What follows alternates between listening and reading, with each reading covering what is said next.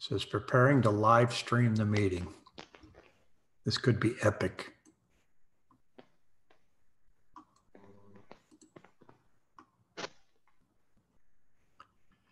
Okay, we did it. We have Pat McMasters here.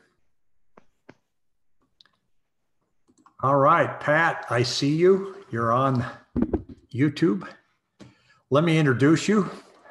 Today, we're going to talk about what's going on in the real estate market. Now, this thing may freeze a little bit. It's hard to tell.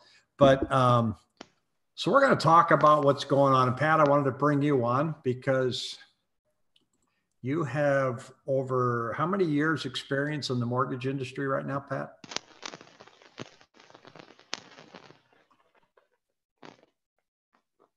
Oop, your audio dropped out.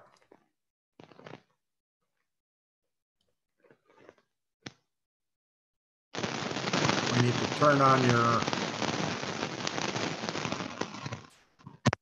on your microphone there somehow. Let's see here. Mute. Oh, now I can hear you. That's perfect. Nope, now you're gone. You live by the tech, you die by the tech. See that? We lost him. Let me. There we go. Okay. Now you're okay. Now turn your video on because your video went away. Oh, there we go.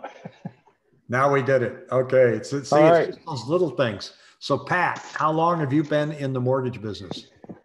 I've been in the mortgage business 21 years. Started at the subprime market 99 and had my own shop from 01, 02 to about 09, and then went back to being a broker or a banker 09 to 2000, and just last year moved back to the broker side.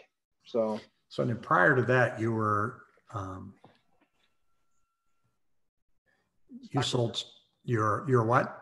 Stockbroker. Yep. Stockbroker. Yeah. Okay. Pure stockbroker, traded stocks, bonds, options. So watched a lot of the markets, saw a lot of psychology, people buying at the high, selling at the low, and all bits in between. Yeah. And that's what kind of started our conversation last week. Well, actually it's 2 weeks ago when this whole mess with COVID-19 started. We saw a post on a Facebook page, an internal page of the real estate agents, where a young agent said, "What do I tell my clients?" And you and I talked and said, man, if you have to ask somebody what to tell your clients, you should probably just get out of the business. And we're seeing people that are just parroting opinions. In other words, say this, but they're not diving in and looking at the data. And so a guy like you that's been doing this for decades, and I have a sales background, so I'm into looking at data and trying to spot a trend. And in real estate, you have to know your numbers. Yep. And I guess my short answer for that young lady is, what do you tell your client? Tell them the truth. Right? Yeah, exactly. I think you got to look at, we had talked about, the three things that you and I talked about, because, you and I have been talking obviously the last couple of years, but, I think we take a little different approach, a little, more of a, I try to look at three things. Number one, the data, like you do, obviously how many homes are being listed, how many are being sold. Number two is the trends, because from that data, you can develop trends. And from those trends, there's a third thing, in psychology. I think those three things you have to look at. You just can't say, too many people are just saying, this is what's probably going to happen. It's kind of like, I hate this presidential, guy because of this. You have to look at the whole picture. Like I said, so it's number one, data, two, trends, and then from those trends, you develop psychology. I think that's three things. February data right now means absolutely nothing. Nothing. Yeah. And March is even irrelevant. So it's interesting. One of the things that I saw was the very first weekend when things really got clamped down, which was kind of like the 13th of March, maybe things are starting to eke in. But last weekend, all of a sudden from Friday to Saturday, we had 2,000 listings hit the market. And I thought, man, if this continues, this is because I'm expecting a lot more listings, even though we have a shortage now. We're sitting at about 13,300. But when I looked this morning, guess where we're at? We're still at 13,300. So then I did a deeper dive, and I discovered that almost 700 homes canceled their listings between last week and this week. And the new listings that came on were probably offset by the ones that just out and out canceled. And the listings that are coming on are vacation rentals, short term. These people that bought 3 or 4 VRBOs and they were making great cash flow, they had to go from landlords to suddenly experts in the tourism industry, and they're failing because now they've got 4 mortgage payments. And so it's impossible to say that real estate prices are going to go up if unemployment is as large as it is. Do you agree? I agree. I mean, you just got to look, like you said, once again, keep that as the thing, data, trends, and psychology. And the data is pointing to that. So you're going to see a trend. People, if you got 3, 4 vacation homes or rentals, and I heard, just off topic, me, I like to jump around, but I was listening the other day that this, because I jump on, I'm belong to Brokers Are Better, Mortgage Pub, all these Facebook posts and also Real Estate Mastermind. So I'm getting the real estate side, the mortgage side, the interest rate side. And there was one guy that actually said, I've got a commercial building, apartment building. And I guess, I don't know the number exactly, but let's say there's 30, 40 people in this apartment building. They all got together collectively and said, we're not going to make our payments. I saw that. There's a movement going forward now of people that are going to boycott their rent payments. Yeah. And that's really going to help you in the long term. I mean, bankrupting your landlord, that's going to really help your situation. So go ahead and say you're not going to pay rent, but check and see if there's enough U-Hauls to help you move. Because I realize the government says that they're going to give you some rent forgiveness, but I don't think they're going to support people coming in and boycotting. And that's kind of one of the problems that I saw this week. And so from inside of your industry, I see that the feds are buying all these mortgage-backed securities. And then Congress on the other side says, hey, go ahead. We've got this program called mortgage forbearance. And so now if I'm an investor that's invested in mortgage-backed securities, aren't you kind of reel back a little bit and say, maybe I need to get out of that? Yeah. I mean, Barry Habib, I follow one of the guys, probably the expert in the industry, Barry Habib, who runs MBS Highway. It's a service that we can, it's not cheap, but anybody that's in the mortgage business should subscribe to this. And that kind of goes back to my point too. Just a side note, I don't think anybody should be calling a call center to get their loan right now. I think you need to be getting, advice, people that follow the market, and just not calling some guys sitting behind a phone, just answering what are interest rates doing. I mean, well, and even television commercials and even anything you get in the mail. I mean, a television commercial was produced 3-4 weeks ago. Radio commercials were done 2 weeks ago, and your rates are changing by the hour. Oh, by the hour, by the half an hour. We had back on, I think it was March, if I'm not mistaken, March 16th, we had March 9th, we had 7 or 8 rate changes in one day. Every half an hour they were changing. But going back to the mortgage-backed security market, though, I mean, Barry Habib has said that actually the Fed's doing what they did, put some calmness into the volatility of the market. But there's a lot of things, this interest rate, the mortgage rates and interest rates, it's like a little tip of the iceberg, or a little iceberg, and you got this whole thing underneath. It's like an iceberg. You the this stuff underneath the water. And I mean, it starts with, once the loan is closed, to get the servicer, the servicers are now worried about, the mortgage servicing rights, how much they pay. Once the servicer, they don't own the loan, they're just simply maintaining it. So they've got to collect the payments and forward them to the investor. Yes. You got to pay taxes, insurance. And so he was saying that the Fed's buying these mortgage-backed security markets, really, there's a lot of hedging going on. There's so many things that are going on behind the scenes. When the lender locks it, they hedge. that position. And actually, believe it or not, a lock loan does not really mean, and quite honestly, that you're locked. There's a mandatory lock and a best efforts lock. 9 out of 10 times people do what's called a best efforts lock. So really the lender is not beholden to that lock. It's just basically a promise that we'll deliver that, that loan at 4%. It's a mandatory lock means once you're at 4%, you have to deliver that 4%. But 9 out of 10 people that lock a loan are on what's called the best efforts. So technically the lender does not have to, honor that until they obviously get the loan closed. Are we going to have some fallouts by small mortgage brokers in this crisis?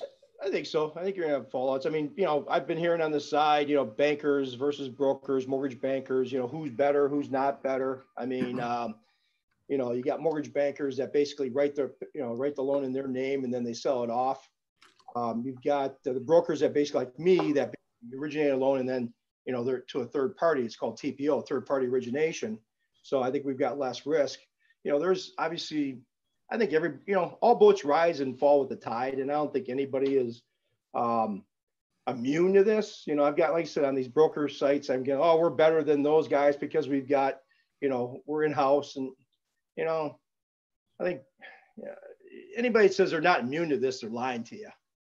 So, but to go back to the servicing, though, I mean, the servicers role, I mean, they pay for these rights, and these rights now, these mortgage service rights, MSRs, have decreased basically to zero because nobody's, and that goes back to I think the accountability and responsibility for everybody in this world. I mean, the mortgage people delivering the loan, if they lock the loan, they got to stay with the client, say, hey, we locked it at this rate to deliver that loan to the lender. And then you've got the people that, are making house payments. That's another topic we'll obviously talk about as a forbearance. But I think everybody's got, they've got some accountability and responsibility. The apartment owner, the apartment people are leasing. They got to make their payment so the apartment guy can make his payment.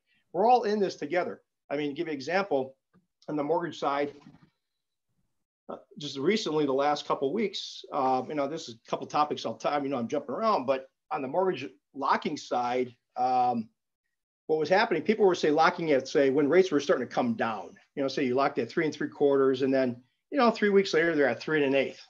Well, then, a lot of these before people close are like, hey, I can get a lower rate. They're moving that loan. That hurts the mortgage person. That hurts the mortgage company. And, you got to take some accountability, to say, hey, I locked it in a decent rate, but like I said, and that's what's hurting a lot of people. So what's happening now is the mortgage banks, I was going to kind of jump off my point here. The mortgage banks now are saying, all right, Mr. Client, you want to lock that loan. We need to have your loan in underwriting or have the appraisal order. So now there's no more, well, there still is, but I'm just saying a lot of lenders are getting smarter and saying, hey, before we lock the loan, we're going to have your loan in underwriting or in a loan approval or an appraisal ordered. We want some kind of commitment. We don't, because before, if I took a loan application, I could lock the loan right away. And it basically, what they're calling it now is, forward, they call it forward locking. So, but now these lenders are saying, hey, we want some commitment because we're getting burned on the hedging and all these rates moving. Yeah, they're going to want you to put some teeth in the game. That's for sure. Yeah, exactly. So, anyway, me, I get chatty, but. Well, and I know, when I'm asked, where are we at in the real estate market, the only word that I could come up with right now is that it's frozen. Yeah. I mean, I'm not seeing any wild swings in inventory. I'm not seeing any wild swings. And it drives me nuts to see somebody say, oh, we had 1,900 closings this week. We had 1,900 closings last week. Those contracts were written 30 days ago. Yeah. So you have to look at the data now and say, okay, so what's going to happen 30 days from today? And you got to believe, so nobody's lowering the price of their homes right now. Some people are. I know in this subdivision that I track in Chandler called Ocotillo, last weekend, 25% of the homes reduced their price. Now I look on there now and it's about 15%. So I don't think sellers that are out there now are saying, oh, we better lower our price, because they're not seeing any numbers that tell them they have to. They're just seeing, instead of getting 4 showings a day, they might get 1 every other day. Multiple offers are starting to back up. So the pricing reductions are not going to happen this month. I think they're going to happen later. My And advice. that goes back to the data, trends, and psychology. Yeah, and the psychology I think is bigger than people think it is. Yeah, no, I agree. When you've been out of work, there isn't going to be, like you say, a bell that rings that says, "Okay, we're all going back to work." When people go back to work, they're going to be shell shocked and wallet shocked. So you own that that corner store, that microbrewery, the yoga studio. When you go back to work, you're cash strapped and you're scraping to do everything you can do to get back to where you're making a profit again. And your customers aren't going to come running back there. They might have gone out to dinner, 2 times a week, and now they're doing it every other week because they don't have near as much money. So I don't think there's going to be this snap back. I think it's going to be a crawl back, and then it could take off. Las Vegas always runs 18 months behind the rest of the country in a recovery. Why? Because we recover, but we're not planning our trip to Las Vegas for another year and a half. Yeah. That's the psychology and the finances behind it. And when people get hit up here, they're going to sit on their wallets. Yeah, no, I agree. I mean, it's the supply demand. I mean, it's a pure. I think the most powerful equation in the world. I was an econ major at University of Wisconsin-Madison. Got my BS in economics and finance. And bottom line is the supply demand equation is the most powerful equation in the world. You've heard me say that. I mean, you've got unemployment. People are losing their jobs. And another thing is too is small businesses are going to be shutting down. And like I said, I don't think somebody if you just take it down and boil it down to a small, like you said, a small business owner. He opens up, on Monday. It's not going to be like business as usual on Tuesday. It's going to be slow. I think as soon as we get hopefully a coronavirus, we get something that's substantial. I think but I don't think it's going to be. I think it's going to be more of a between a U and a V. It's going to be more of a it's going to be I think it will snap back. I mean, there's a lot behind it, but you mentioned thing too. You get the Feds obviously buying this mortgage-backed security market, which actually kind of hurt it short term because there's so many artificial moves being. Rates right now are not where they should be. They should be a lot lower based on all the information, but their rates are higher. But so there's a lot of artificial lipstick being put on the pig right now.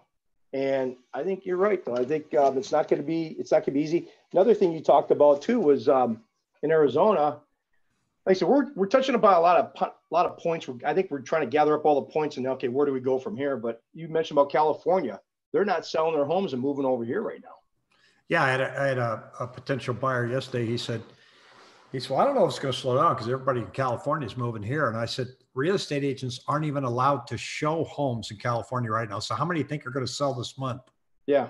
None. Yeah. You can't. I mean, I think they will because, obviously they're going to eventually they're going to say, hey, I got to get out of this $2.5 million home. I've got $1.5 million equity. I want to go over to Arizona. Well, but you can't even show it. Yeah. Yeah. So, real estate agents there, and the home I went into yesterday, the gentleman came out, he's about 75. And he said, do you have gloves? And I said, no, I'm sorry, I don't. He said, okay, I'm going to turn all the lights on and open the doors. You guys can come in and look, but please don't touch anything. And then he waited out in the back patio. So, it's a whole different environment out there right now selling. And I felt bad. I didn't have gloves. I had my hand sanitizer with me. I opened up the lockbox. I grabbed the key. I put the key down and we're all just wigging out. Right. And and this guy probably has to sell. And there's a lot of people that put their homes on the market. And this thing came on. They said, let's just put it on hold. I had a client that was going to sell 2 homes and buy another one. And I called him last week and he just sent me a text, said, Rick, can't talk right now, but we're going to not do any real estate transactions for a while. And I said, well, that's why I was calling you. That's my advice. So I think as agents, we need to let our clients know that we don't have all the answers. And I'm not going to tell you that real estate's going to crash, but I can't look you in the eye and tell you that it's going to pick up right away or that prices aren't going to go down. And you mentioned an article from Keeping Current Matters yesterday that said, what was the analogy comparing us to attorneys? Basically said that, you go to an attorney, to get advice. The attorney's not going to say, hey, here's your case. Here's going to be the outcome. This, everybody goes to an expert, or, you or me. They want the perfect advice. And, I think in this day and age, you see on Facebook, everybody's, looking, I want to go to this restaurant. They're always looking for reviews because they want that perfect atmosphere. They want this. We're not going to get the perfect atmosphere right now. We're not in the perfect atmosphere, I think. But like that article has said, you go, everybody wants to go to an expert to get perfect advice. And you don't go to an attorney and he's not going to say, hey, here's your case. Here's going to be the outcome. He gives you option. Here's option 1. Here's option 2. And if we do this, this might be your outcome. Yeah. I mean, the only bright spot that we have and the cushion that we have is just the amount of equity that people have now helps. Yeah. But totally. I mean, we went up 13% this year. So if we have a 10% dip, that's not going to eat anybody up. But at the same time, that could erode pretty quickly. And you buy a house to live in. So stop treating it like a stock. Yep. You're not going to get the very top. You're not going to get the very bottom. So and did you know that, what was the number? 38% of homes in Arizona were owned by investors. Oh yeah, well, probably about that. So that's the people that bought at the low end in 2011 and 12 and refurbished them and turned them into rentals. And they're probably not going to get rid of them now either because they're still getting their rent. If somebody isn't paying, they'll probably get somebody else in there because people are still looking for rentals. But I think the vacation rental business will implode. But then the other interesting part is in a span of like 2 days, the iBuyers, Zillow, Redfin, Open Door, and OfferPad, Zillow, for example, there were homes that were going to close in 5 days. And they said, we're not going to do it. We're canceling. Here's $5,000. We apologize. And they were giving them these bonus checks to get out. And they're saying that they're getting out because of safety. And I call BS on that. They're getting out because the margins disappeared overnight. Yep. And because they're buying a house, putting lipstick on a pig, and then turn around selling it and making a little cash in between. That's gone. Why would they want to jump in, buy something for 400 off your 400 when they know that something might be, let's say 350, 360, 4 or 5 months down the road? Why couldn't they bite the bullet and honor their contracts with these sellers? I don't know. I mean, how much was that going to cost them? It would have been a hit to their bottom line, but why did they just bail? Yeah, it's crazy. I mean, obviously their business model, and here's another thing too, in that business model, you've got the iBuyers. Okay, you've got Zillow, the Open Door, OpenPat. Everybody looks at the company itself, right? Okay, that company. Well, there's another subset behind that. And that, I think I mentioned this to you the other day, because you and I throw a lot of different ideas together, talking points, but not only the company itself, but the equity investor, the private equity funds that are behind those guys, they're not going to support. They're like, I was reading an article about SoftBank, who's got different positions in these companies. I can't remember the names of them, but the private equity players are putting $1 billion and $500 million into Zillow and Open Door. They're gone. They're not going to be there. So they know that business model is like, we're out the door. It's not just that company. It's the company behind the company too, that people have. Yeah. They lost their purse strings. So yeah, they're not going public. They're not going to, obviously the private equity. Hey, Dad, can I borrow some money? No. Yeah, exactly. I mean, they're basically in the private equity markets are going to dry up because there's nobody's going to go public now. So they're not going to raise money in private. That's another thing. But to go back to also like what you talked about, like I said, so the KCM article, you've got to take data points and, the 5-6 things and try to make a decision what you want to do on an individual basis. Like you said, you can get advice, but maybe you're not going to get perfect advice, the perfect advice. It's like me trying to, somebody call and say, hey, I want to lock a loan. Everyone wants to call me and say, they want me to say, I got the lowest rate for you ever. They always, everybody would love to lock at the lowest rate. I can't do that. It's just impossible, and nobody's gonna be able to buy, like you said, buy a home. It's not like a stock. You buy, it's not like you buy a stock at 10 and it goes down to 8 and you can dollar cost average to buy more. You can't do that with a house. I'm sorry. So that's obviously and you don't buy it just to, obviously flippers are going to be kind of tight margins now. But to go back to the market, I lived through 07, 08. I lived, I saw the 03, 04. I saw the buildup. And actually, I called a friend of mine. I've got some loan officers that kind of call me to kind of give, some, hey, Pat, what's going to go on with the market? Because they know I follow the market. And, I'm not no expert, but I think I've seen enough psychology and seen enough markets. But I saw the run up in 03, 04, 05. And I literally called somebody in September of 05. And I called my friend. I said, we hit the top of the market. She goes, we did not. We did not. I said, no, I saw a 620.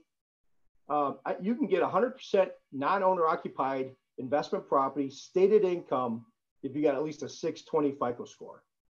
When I saw that loan program, I said, we're done. We're done. And sure enough, September of 05, the market, it was like this, but then it cracked in September. And so it was increasing at a decreasing rate. And it went up a little bit in 06. And then then it topped, by January, February of 07, it started really cracking. So, but to go back to the market though, people say this is different than, it's one thing that's going to help us is that, like you said, we're not leveraged. I went through thousands, believe it or not, the last month and a half, I pulled up some data on 12,500 homes. And I probably went through 3,000 individual listings that people were doing refinances. Basically, people would just refinance their balance. If they owed 300, they refinance for 300. They lowered the rate from say 5 down to 3.5. They weren't taking out $40,000, $50,000, $100,000 in cash. So people are not leveraged like they were back in 07, 08. Like you had mentioned, back in 07, 08, a guy owned one house and he owned 4 other properties. And obviously we're going to see some of that with the Airbnb and stuff like that. But for the most part, when back in 07, 08, people owned 5 homes, 1 principal, and the other 4 or 5 were on interest-only negative amortization loans that were going to blow up anyway. So that's why they had to get rid of them. Now you have people that if they do own 2 or 3 homes, they've got probably a couple $100,000 equity, and they're going to do everything they can do to keep that equity. So they're going to fight for a house. They're not just going to let it go like they did. 08, 09, people just threw the cards in the table and said, I'm folding. I don't think they're going to fold as easy. And another thing too, like I said, so that's in 2020, you've got much solid loans. People have been beating me up the last 10 years, when you do a loan, why do you need this? Why do you need that? We're dotting the I's and crossing the T's. And I tell them, listen, and I started saying this back 7, 8, 9 years ago, when people would start complaining about the loan process and saying, oh, this is ridiculous. You're asking me for this piece of paper. And why are you doing this report and this? I said, it's to protect you and everybody else that's doing a loan. Because now the loans, they can stand on their own 2 feet now. Back in 08, 09, they couldn't. They were just paper. And that's what's going to save us, Pat, because I agree with you. That's going to keep us from having a crash. I'm convinced we're going to have price declines, but yes. I've lived through many of those, and I bought a house in California back in the 90s that I paid $212 for, and I had to sell it for $150. And it just happens. And I was still okay. And I did a lot of corporate transfers around the country, but I think if you want a home now, and you look at it, let's say it's going for $350 and you're waiting for it to go down before you buy, you need to know up here, well, what number is magic to you? And that number needs to be that payment. So what payment are you comfortable with so that you can have a home? Because are you going to sit and wait for that $350 to become $320? And if so, and you think that's going to happen, then go ahead, sit and wait. But have a number. Don't just say, I'm going to wait for a crash, because you could be waiting and you could watch it go like this and then go right back up again. So have a payment number. Yep. You want a house. Your rent's not going to go down in this crisis. No, no. I mean, especially if they stiff the landlords when they do put the new tenants in, they're going to have to jack the rent up. So these yahoos that are going to have all these rental strikes are going to be screwed. Well, keep this in mind too. This is another, let's hit on this point for a little bit. Okay, you buy a house, 350. Okay. Typically, 8 out of 10 people, there's people paying cash. Okay, yeah, if I'm paying cash, I buy a house for 350 and 6 months from now it's 300. Yeah, okay, it bites me a little bit. But keep in mind, this is what, remember we did this one video too, the power of leverage on real estate is also going to help you too. All right, so let's say a $400,000 house, right? Average guy, conventional loan, you put 5% down, right? So that's $20,000. That's what you're risking. You're not risking, people have to keep in mind too, you're not risking all 400. You're risking, okay, you put $20,000 down. Okay, the $400,000 house goes down to 380. Okay, yeah. I mean, but you're going to, short term, on paper, you're losing money, but basically you only put $20,000 down on that house. So your leverage, you can't, it's not like you bought a stock for 400 for cash and it went down to 100. You lost 300. Yeah, but on a house, on a $400,000 house, you put 5% down, it's $20,000. Yeah, if it goes down to 380, you could have put less down for the 5%. But I don't know if that makes any sense, but you got to keep in mind too, I got 20,000 versus, the 400,000, if that makes sense. And people waiting, going to go back to psychology, I'm getting also from people, a couple of people I've had, like, I'm going to wait to see what happens. To the general public, when I hear that, I mean, I hate to say it, but it's one of the most generic, uneducated statements. I'm just going to wait to see what happens. Because like you said, to go back to 2010, I saw it. I saw it with my own eyes. 07, 08, I saw the National Association Realtor, Larry Yu, say, oh, we're going to be out of this in a year. And I had actually a buddy of mine call me in 08. He goes, we're going to be out of this in about a year. I said, mark my words, we're going to be in this thing for the next 5 to 6 years. And he thought I was smoking crack. Because he goes, Larry, I followed real estate for years, even before I got in the business. And I will tell you that you're never going to get, it's rare that you get a real candid view of what's going to happen to real estate from a real estate association, because they're all propping up their members. And then the brokers don't, if you own ABC brokerage here in Phoenix and you put out a video or you send out a newsletter to everybody and go, hey, it's really going to be bad. Prices are going to be down 25% in the next 30 days. You've just lost all your agents. So they're salespeople. So they're trying to pump them up. Here you go. Yeah, it's going to be tough, but I don't think it's going to be that tough. And NAR goes, it's a temporary blip. NAR, when the crash was coming and you could see the numbers coming down, was saying, we just had a temporary moment of oversupply. Yeah. Really? We had almost a year's worth of inventory. Right now we have, 2 months, month and a half. Yeah. We have 13,300 homes for sale right now. And a year and a half ago, we had 18,000. Normal's 30 to 40,000. But when you got a year's supply out there, you don't just say, oh, it's just a temporary correction. Yeah. Tell the truth. Yeah. And the truth is, like now we got a tight supply, and it, that's another thing that bodes. Basically, back in 2008, there was actually negative household formation. Basically, people were not buying homes. The millennials were still in their 20s.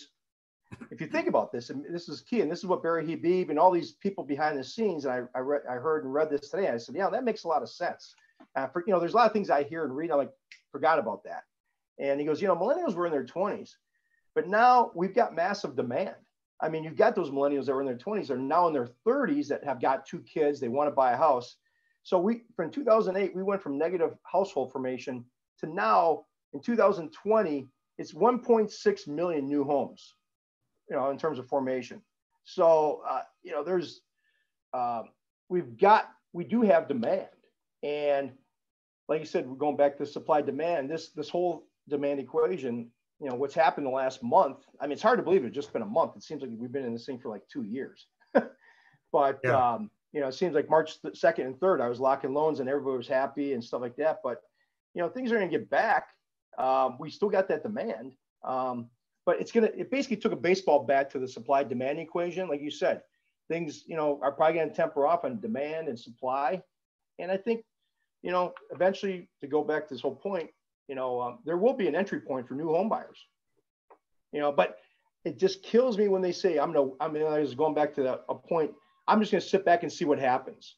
No, nobody, that basically says, I'm going to wait till, and this is what happened in 2010. If I call people in 2010, say this, I told people this is the best time to be buying a house. I remember screaming at people saying, you ought to be putting an offer on that house and just get it. Houses in Maricopa are, $60,000 homes are now worth $360,000. Yeah. And they were on the golf course. Yeah. And, that's when nobody wanted to buy. We're going to wait and see what happens. And then all of a sudden, those buyers started getting in 12 and 13 and 14. The real money, the smart money, was the institutional money that came in 2010 and 11. And they didn't tell anybody that they were coming in. Like you said, nobody rings a bell at the bottom and nobody's going to ring a bell at the top. So, yeah, when this is over, your friends and family are going to tell you that this is, and we won't know it's over until 6 months after it's over, or even a year. Your friends and family are going to be telling you, I wouldn't buy. You saw what just happened. And that's when you buy. I mean, it's as soon as the inventory number starts to crest. So if inventory starts going up like this, and as soon as it starts to crest, get in, because then that's your first indication that the buyers are back out there. Yeah. And maybe it's just the smart buyers, but at this point, when it turns, Uncle Joe and Aunt Mary are going to be going, oh, no, Pat, I wouldn't do it. Yeah. Well, here's another thing too on the supply demand, which I'm seeing on the, the mortgage side has been wrought. I mean, I'm getting guideline changes every hour. About every hour, every couple hours from different lenders saying we're tightening up this. What you're seeing is, like I said, the Feds went and bought mortgage-backed securities the last week and a half. That gave some stability, but still it caused a lot of issues. But now you're seeing that the lenders back in 2008, they were slow to the curve, changing guide. I mean, it took them 5, 6, 7. We were going 6 months to 12 months before they started making guideline changes. Now we're getting lenders that are basically, this last week and a half has just been wrought with changes. I mean, if I'm going to get agents that say, well, they never did this before. Yeah. Well, this happened. They just changed this yesterday. Yeah. Yeah. So you're going to see the lenders are coming out and they're saying, hey, we're pulling them back away from FHA and VA for a while. What they're doing is tightening up the bucket. So rather than getting a 580 or 600 FICO clients that can buy a house, 610, 620, their minimum scores now are 640, 660, and in some cases 680. So that you got to look at, okay. And once again, it goes back to our, data, trends, and psychology. What does that do? Okay. So my FICO scores are increasing. The guidelines are tightening up. You might have to have 6 months reserves if you're going to buy an investment house. Plus, you can't. Another thing is they just came out with is, which Jeremy Lovett, for another mortgage, a buddy of mine, did on a video, which I'm going to do, is he said if you're buying, other house, you can't use investment income from your other properties. They're basically going to say we're not going to use that to qualify you. That just came out the last couple of days. So let's step back and look at it. FICO scores are going up. That knocks out that subset of first-time home buyers, the fringe buyers, the down payment assistance programs. They're gone for now. Jumbo market is gone. So that tightening up in the mortgage business, mortgage side of it, what does that do? Well, that's going to create a less pool of people that are going to qualify for those homes. And I saw a great quote today too that was describing the mortgage forbearance, and he's a lender, and he said, "Don't do it." And he said the best way I can describe it is never stick your head inside of a yawning tiger.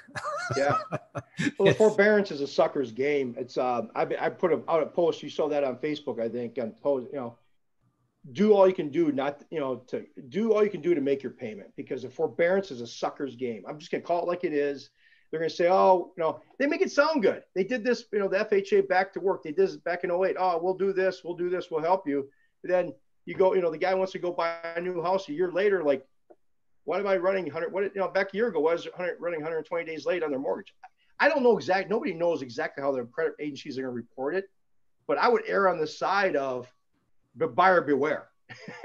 And do all you can do to make the payment.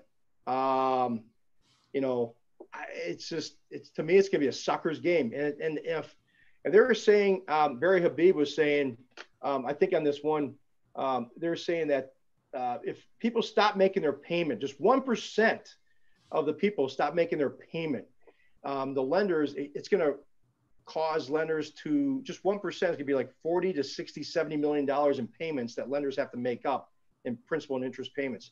That's 40 to 60, $70 million. I mean, that's, you know, you're not talking chump change. But this forbearance thing is just going to be a sucker's game. I think people are going to look back on it, and like you said, don't do it. I mean, if you can't help it. It's going to, you know, Congress is trying to put these things together, but they're not actually helping the investor, and they, you know, they all want to feel good and go, oh, don't make your payment. Well, in 1 month, if a percentage of people don't make it in 1 month, it's billions of dollars that don't go to the investors, and you're going to freeze up the whole market. Now, if we end up with a credit freeze, we are 2008. Oh yeah, totally. I mean, there's no doubt about it. I mean, yeah, no doubt. I mean, it's, you know, people just make their payment. And here's another thing too. I just gonna make the government can come out and say, we're going to do this, and this. The lenders don't have to go along with it. I mean, back in 2008, they came out. I remember the HARP refinance program. The government said, you're going to be able to do this, and this. And we get the guidelines and we go to our lenders and say, sorry, we don't have to do it because we're the ones who are getting the payment or we're doing the loan. The government can say this. They can't force you to comply on that. So the government can say all they want about certain guidelines. And that's what you hear. That's the disconnect. There's such a disconnect between the average public and the people in the industry and agents of what's going on. It's, you know, I mean, like, you remember the old saying that I came up with here recently, we're drowning in information and we're starving for wisdom. Yep. Yeah. And I think this is probably showing it more so than ever. So, well, Pat, I'm going to end this and tell you thanks. And I tell everybody out there, buckle up. Yeah.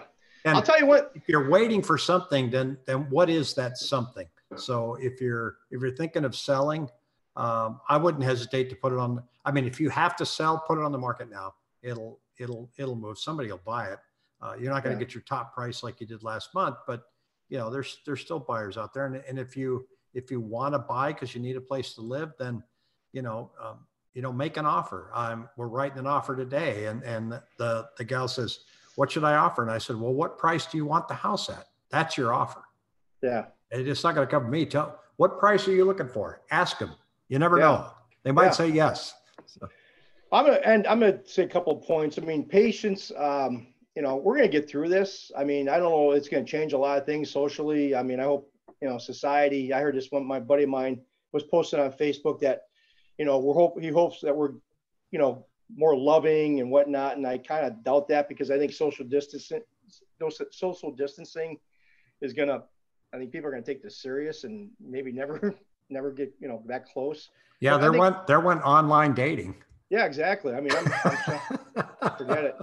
But I mean, a couple of things, we're going to get through this. I mean, I think people have to be accountable to each other. I mean, we're all in this together. Like I said, the lenders, the people that lock loans, they got to follow through that lock. Kind of be you find out who the men are, who's got, like this one guy I'm just looking at this saying, this guy that passed away from this old mortgage company. He said, know where your nuts are. And, yeah, that's a good way to end this. Yeah. But I mean, patience will know where your nuts are. And, patience, everybody's going to have patience. Real estate agents are going to have patience with their clients. Clients are going to have patience with their lender because turn times are increasing, underwriting.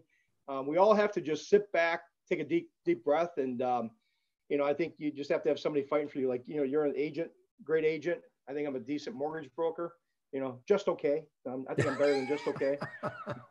So AT&T commercial, but I think we're going to be fine. I mean, we'll do this again. I mean, I know we jumped around but there's a lot of things I think people, just keep your thinking grounded. And yeah. Hey, if you're still watching, subscribe to my channel, click the little subscribe button, because when we put new content on, you'll you'll get notified. Click the little bell down at the bottom there too, because I'm going to try and keep you Yeah. updated every time we hear something different. So, well, thanks, Pat. Yeah, and if you want to, thank you, and call me. I'm with Price Mortgage, and 480-251-1691 if you got any mortgage related questions too. So Yeah, I'm going to put your link below. So, all right, buddy. okay, see ya. Ciao. Take care.